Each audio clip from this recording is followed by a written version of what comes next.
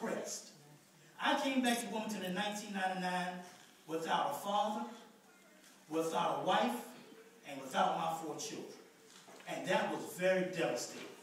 For a man to be a provider and carekeeper for my family, to lose all that was very devastating. But I kept moving on. So now we've got the space shuttle and the countdown's on and everybody's getting excited. And sometimes the countdown even stops. And they go, you know what? This project isn't ready. A lot of times kids are preparing to leave home or preparing to leave their parents' house.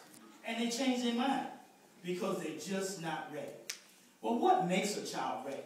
What makes a vehicle ready to travel in space? It takes a lot. It takes a whole lot. And it takes a whole village of people to make sure that your flight is successful. So now once the space shuttle takes off, you've heard them talking about the heat shields and all the mechanics and the flappers and all that stuff to make the flight successful. Well, during its exit out of the atmosphere, it takes a beating.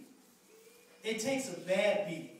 Sometimes the sun shields fall off. And that's something that can't be controlled. A lot of things go wrong with the space shuttle on its way to its journey. And I would say just like people, on their way to their journey, they make a lot of mistakes. But can it be corrected? That's the point.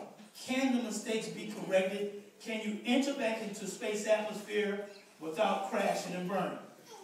So now what we want to do is, once the space shuttle reaches a certain altitude, and I would relate that to leaving home and going off someplace and getting